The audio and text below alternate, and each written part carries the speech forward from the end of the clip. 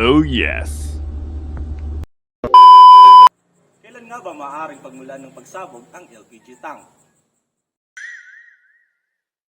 Hindi naman talaga ang LPG tank ang sumasabog, kundi ang fumes na sumisingaw at naipon sa isang kulob na lugar.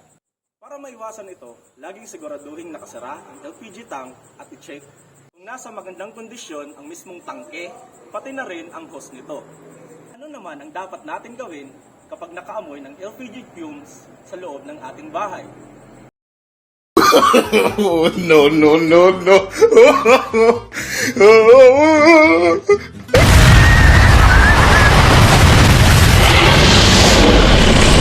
Huwag po tayong magbukas ng ilaw o kahit anong bagay na maaring magsindi at pagmulan ng ignition na maaring magdulot para sumiklab ang LPG fumes at sumabog.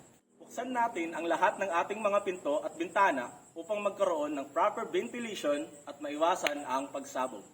Isang panibagong kaalaman na naman ang iyong natutunan mula sa Santa Margarita Fire Station. Laging tandaan, sa pag-iwas sa sunog, hindi ka nag-iisa.